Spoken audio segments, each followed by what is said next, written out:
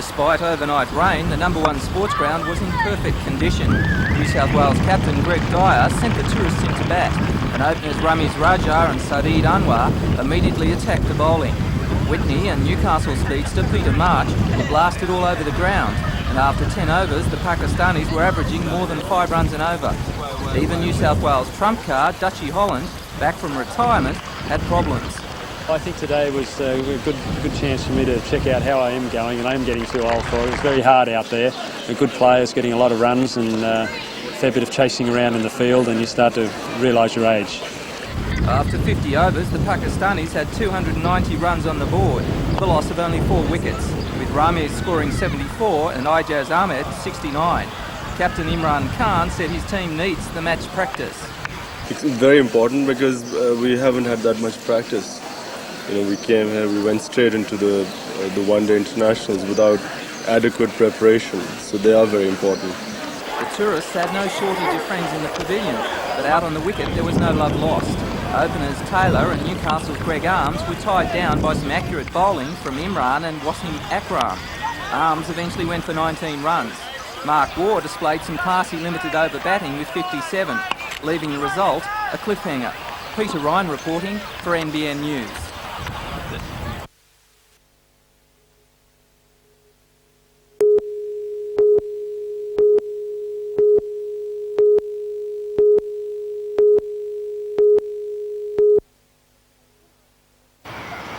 Thank God for the salvos. The slogan associated with the worthy organisation is well known, but one wonders if the enormity of the job they do, especially here in Newcastle, is also well known. For more than 12 months, Major Stan Hindle of the Newcastle branch has worked between 120 and 130 hours a week.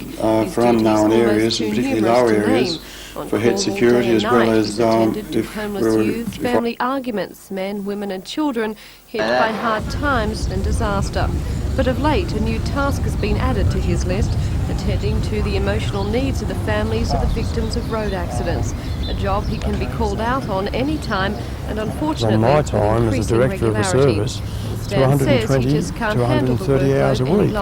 And that's a heavy demand on working time, which I've been putting in consistently now for months. And it means that we must go 24 hours to relieve me of that and get extra staff on to do it, and then respond to the fatalities and the tragedies that happen on the road or in other areas, or the hospital or other places where we've got to do work. Effectively, it means the people of Newcastle will always have a place to call home. No more will they have to wait until Stan can come to them. They'll be able to go to him or one of his helpers. But the longer hours and the extra staff will also mean greater costs, or in the case of Newcastle's crisis centre, an even bigger debt. Well, now we are funded from the Salvation Army's Red Shield appeal. As I mentioned, this is a $60,000 deficit that we're on at the moment for the first time in this Newcastle centre, and because of the work. Now, we're very appreciative of the public with its giving to keep us more autonomous here, and hopefully will call less demand then on the Red Shield funding, which are already stretched to the limit. Do you think now with these couple of extra staff you will be able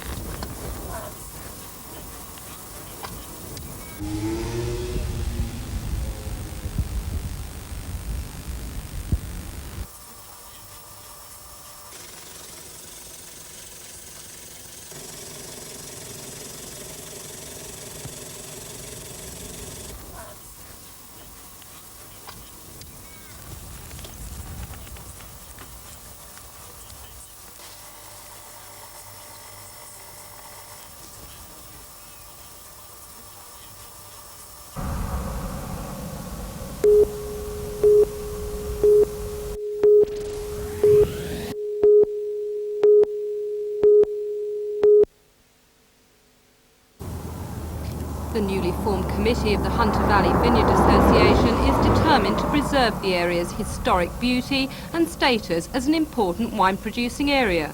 While realising the importance of tourist development, Secretary Barry Shields of Oakvale Wines said indiscriminate residential development could wreck the Hunter as we know it. Because it is so small, and yet its wines are so important here and overseas, we've got to maintain, we've got to try and preserve the vineyards we have and the traditions and the character of this valley. The development of up to 200 residential subdivisions of the new Rothbury Country Club worries Mr Shields, who believes the vineyard area is not suitable for housing. The spraying of the vines could cause problems with residents, he says. Though the committee has been given an assurance that this will be the last residential subdivision, Mr Shields worries that development may snowball. This area has been making wine for over 150 years. We want to make sure that it's still making wine and is making better and better wine and is still going in 150 years' time. In 150 years' time, we don't want to be able to look out here, instead of seeing pastures and vineyards, see housing estates and no wineries. And he fears that smaller, struggling wineries may sell up to property developers in a boom which has already seen unprecedented $250 million worth of tourist development passed in the last 6 months.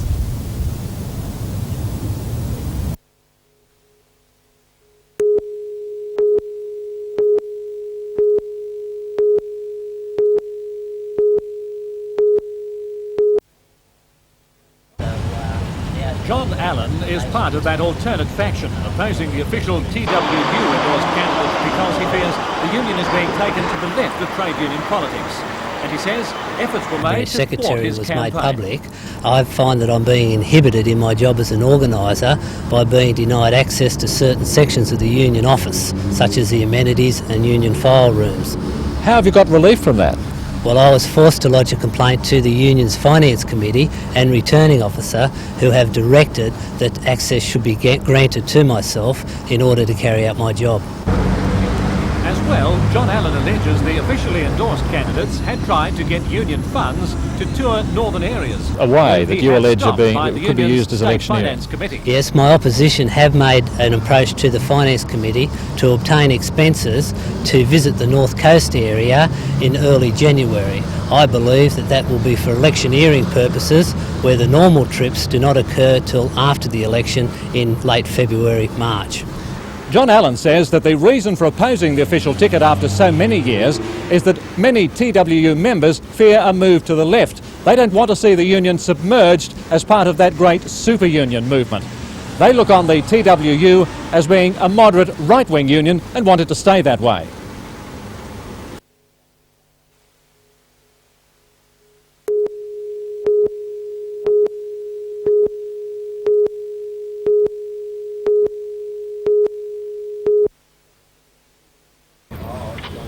Scientific police and fire brigade investigators were on the site of the blaze at York Street early this morning. Firefighters took just an hour to bring the fire under control, but damage to the small building and its contents was extensive. Initial inquiries have led the investigators to believe arson is the most likely cause. There was a quantity of furnishings and bedding on the front veranda of the premises, and that has been ignited. And obviously it took hold very quickly. Yes, the construction of the premises allowed the fire to spread into the building and caused damage to stored materials also inside. The resident Salvation Army officer has been on leave for some weeks, and a sign was placed on the store asking people not to leave items on the front veranda. It's possible that a well-intentioned donation has given an arsonist just the fuel he or she needed. The Salvation Army says the loss of the store and donated goods will affect the community's less fortunate members. Oh yes, there's a great demand. We get a lot of people come in, you know, they don't have any money to buy clothes, and we give them things like that. And the money that we use, we collect from these when we sell them. Normally we use it for our welfare. Damage to the building is estimated at up to $20,000, but the long-term impact of the fire on the Salvation Army's welfare programs will be felt for some time. The Salvos are anxious to hear from anyone who can provide temporary storage space until new facilities are arranged. Those able to assist are asked to call the Salvation Army headquarters in Newcastle.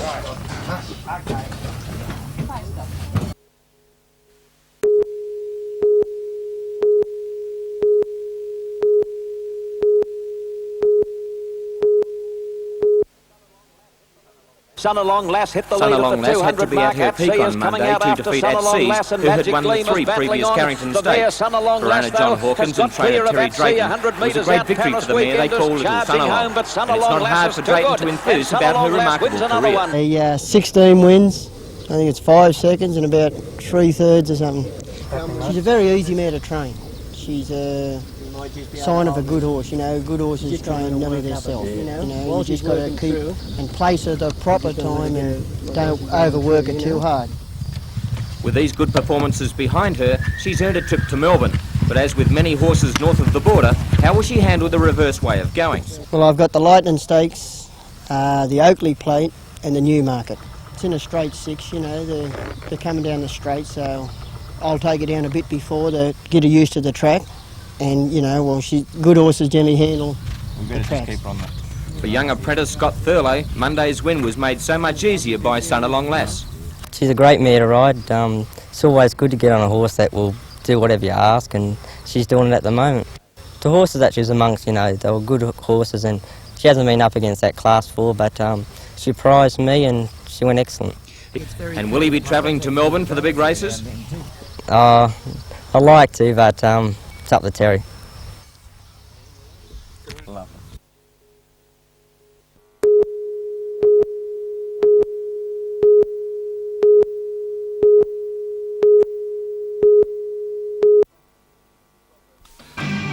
Shoppers at Stockland Mall enjoyed a live show with all the glitter and energy that's the trademark of Young Talent Time. However, these youngsters aren't part of the popular television show. They're students of the Central Coast Johnny Young Talent School. Just a year ago, many of these performers had never sung or danced on stage. There are 5 Johnny Young Talent Schools in the state. This performance is a preview of things to come when the next talent school opens in Newcastle in February. There's only a remote chance that the performers will ever join the elite ranks of the television team, but Newcastle Talent School tutor Paul B says there's plenty to be gained by just having a go. You're a lot more confident. It gives you the confidence to get out there and do it. It doesn't matter if it's on stage or if it's in any employment at all. That is it. And of course, there's always the entertainment. The entertainment business is one of the biggest industries in the whole world.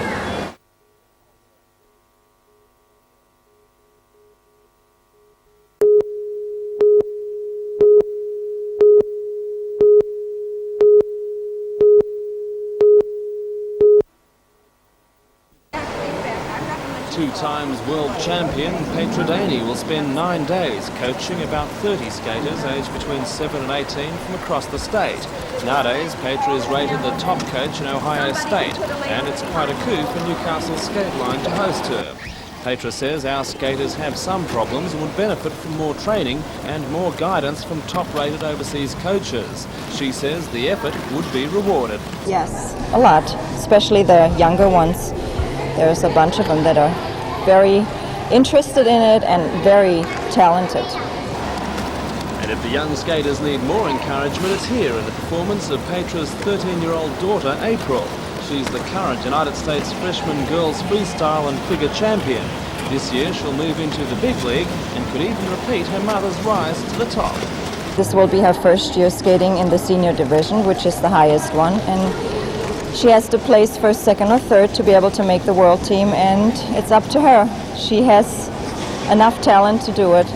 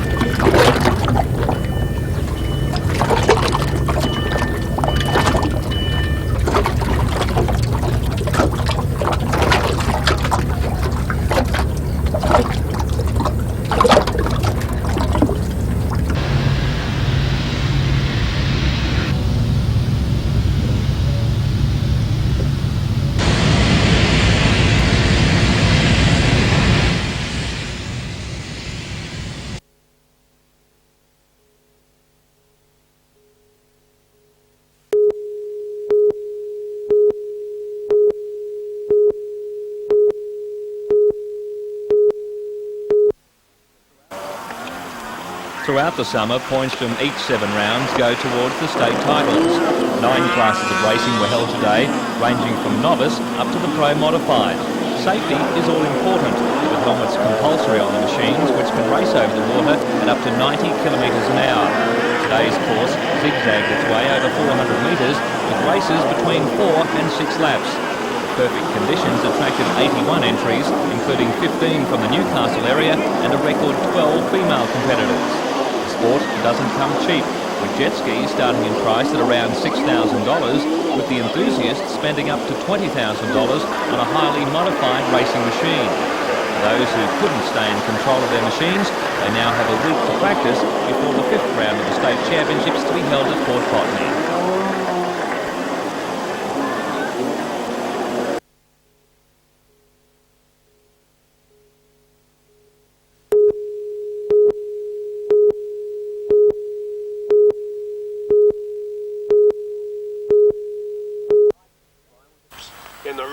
Brian was at yet another coaching session today. He was passing on his vast knowledge of the rugby scrum to a group of young players from Newcastle, the Central Coast and Hunter Valley, who are part of an Eastern Province team to tour the United States next month. O'Shea has resigned from the University of Newcastle after many years to fill the position of senior rugby coach for the Australian Institute of Sport, a job that he hopes will eventually take Australia into a new era of rugby greatness. The idea is to select people who have outstanding talent and to develop their skill level and develop their approach to the game so that there will be a continuing pool of players available to the Australian selectors. Will there be any one specific area that you'll bring the players to, or will you be travelling around Australia doing your coaching? Well, it's a different system to most of the other sports, that our aim is to bring the expertise to the players. We'll leave them at home, let them play with their home club and live at home where they're quite comfortable. And we'll bring the expertise to them, but from time to time we'll assemble them in Canberra or Sydney or Brisbane and have specialist intensive coaching camps. What will your duties entail? Basically supervising the forwards in an elite group of 21, 22-year-old players that we think have the capacity to play for Australia. And what about the decision to leave the university? It was very sad, really, leaving the university at a job that I liked, but I suppose the thing is that I like rugby more, and I'm looking forward to the new job.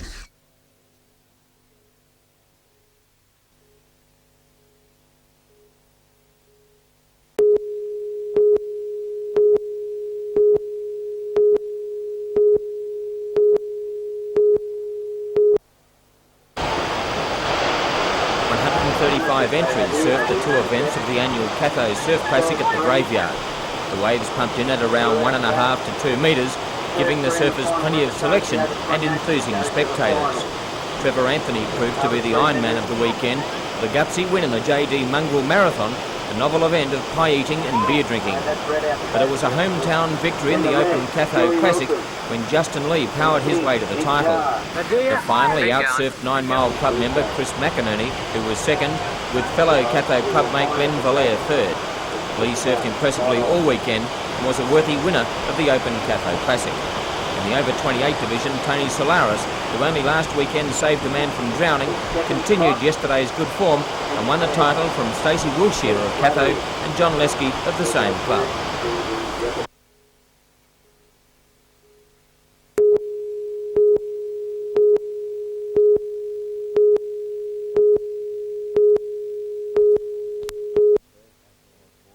When it first came towards me, it had a really big fin, and I thought it was a dolphin, but about a foot or when it got too close, it was too late to do anything. But your fist actually hit the shark? Pushing it, yeah, away. If anyone deserved to celebrate his good fortune, Adam would have to be the one. With surfing companions Jason Maloney and Brad Thompson and brother Troy, the young celebrity toasted a long life. Adam's abdominal wound should heal within a month, but it seems the surfboard is out of action for a long time. It is still not known which type of shark made the attack near Evans Head last week. Probably it was a tiger or whaler, but most interest is whether the shark voluntarily left the surfer alone after the attack or it was chased away by dolphins. Well, I feel they helped, because as soon as I was getting back on my board straight after the attack, about 2 seconds, 2 dolphins just screamed towards me and then just went straight underneath my board and went in the direction of the shark. Fishermen at Evans Head say they had seen a shark in the area for some time, but if Adam had been aware of this, would he have stayed out of the water? I don't think so. We're so keen for the trip and that. I don't think it would have deterred us. The attack hasn't scared you out of the surf? Oh, it's scared. No, it hasn't scared me, but I don't think I'd go out there. I'd go out here, but not out there.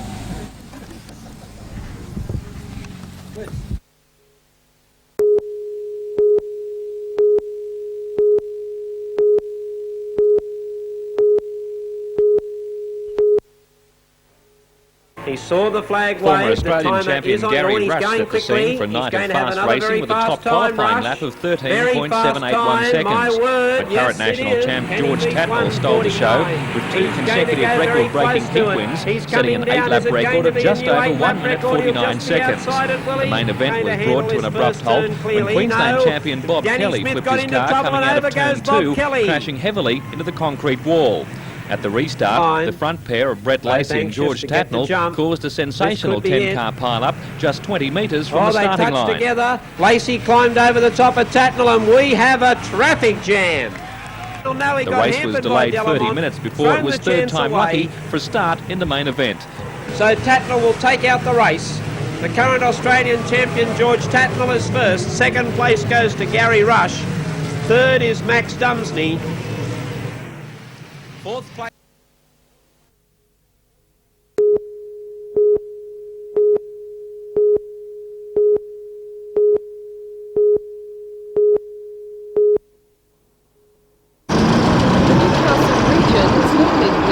Circles as a prime spot for finding key new members. When the recruitment team arrived in town last September, it processed a remarkable 500 applications.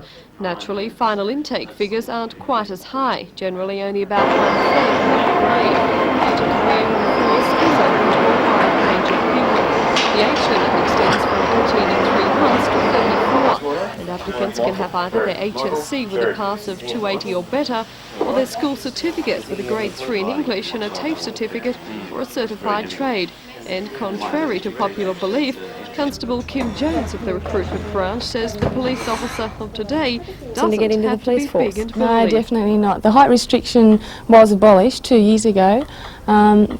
Applicants are expected to pass a physical. It's not that hard. They have to be probably above average fitness.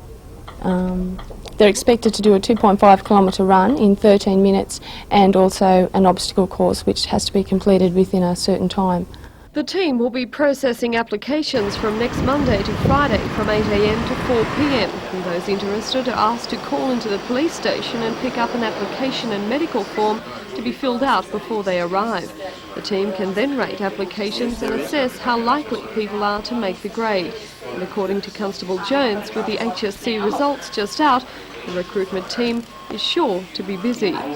A lot of high school certificate leavers aren't sure what they want to do until they actually get their results, and we find that a lot of people, they get their results, think, oh, what am I going to do, and end up applying for the police force. And in Newcastle, in the past, has there been a good response?